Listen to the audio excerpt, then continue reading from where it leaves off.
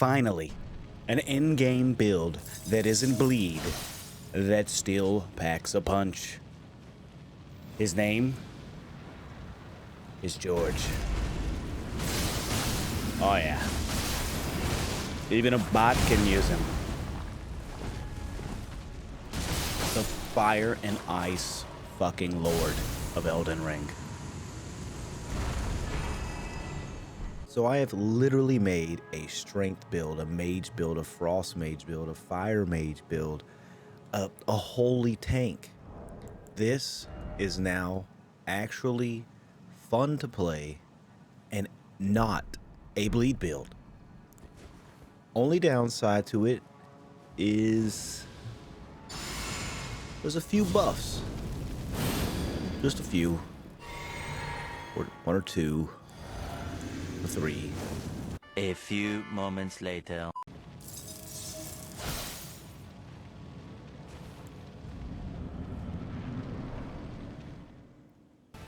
But either way, once you get in there, the damage is real. So is, the mimic tier. Still. Either way, it's still most definitely in-game worthy. New game plus 7, without a doubt. With all the jokes aside, let's get into the nitty-gritty on how we make this Fire and Ice Lord such a damn badass. So, what makes this build so unique? Well, for starters, it's a Frost build, not a Bleed build. So that makes us an Intellect scaling build. Because when we put that Chilling Mist Ash of War on our Godskin pillars, it scales off of Intellect. So we no longer need Arcane because we don't want to do Bleed. And the Godskin pillars got a B scaling and Dex. So these guys right here are definitely, as the nerds say, best in slot.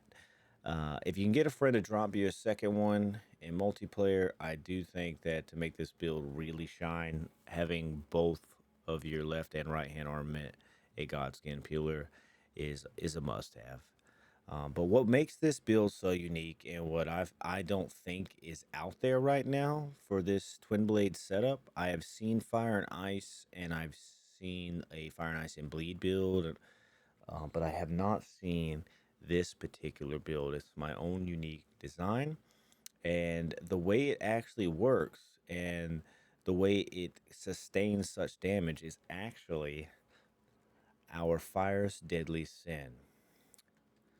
So having this up right before the boss fight and using our ice buildup, what it's going to do is, just like any other build for frost or bleed, once you actually apply that frost or bleed, it takes more and more consecutive hits to reapply it. But what this Fire's Deadly Sin does is, while I'm at the target, I'm actually resetting my frost buildup, and I could just keep hitting him with frost buildup. Otherwise, a frost build just would not work. The bleed builds have so many other little things that's going to help you with bleed, but nothing really helps you enhance frost buildup. But this right here will actually reset it every time. So while I have it active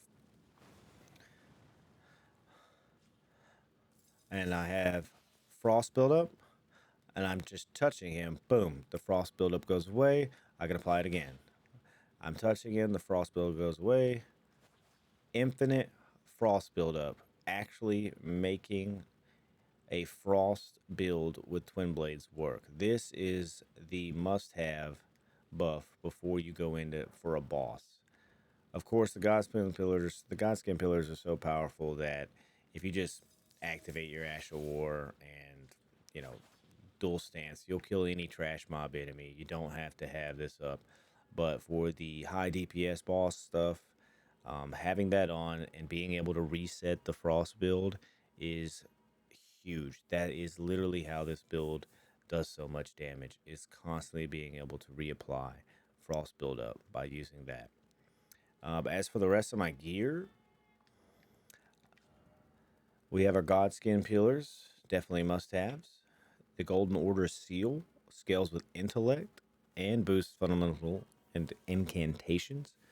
I think this is probably the best seal you can get for this type of build, but we're mostly just using it for buffs, no real damage stuff, so you can mix and match if you want.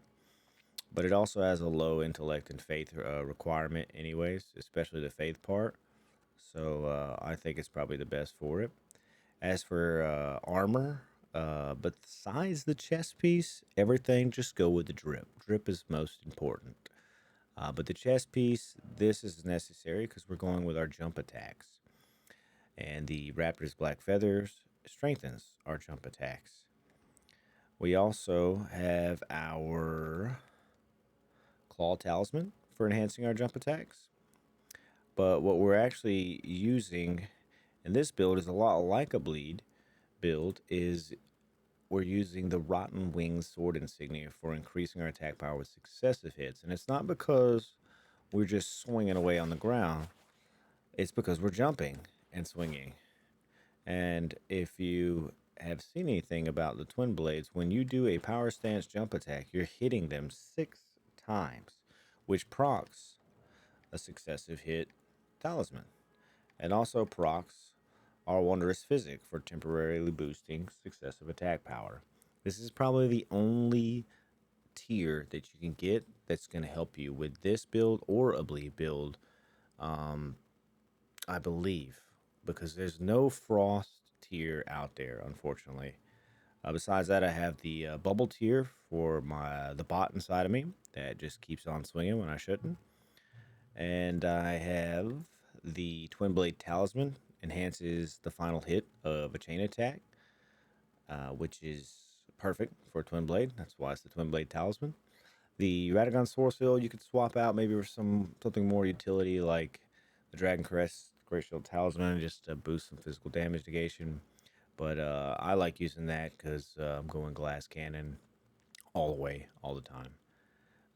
But that's the build. I'd be hard pressed to think that it's any less, if not sometimes more, dependable than the bleed. Because some things don't necessarily have blood, and bleed damage doesn't work so great on them. The frost not only will cause that build up and give you a big extra chunk of damage, but it also weakens them for the next attack and slows them as well. Uh, and it's unique and it's new, and I like it, and I came up with it. Hope you guys enjoyed. Hope you liked the build. If you try it out, definitely let me know whether or not you think it's trash or not. But I'll catch you guys in another video. Thanks for watching.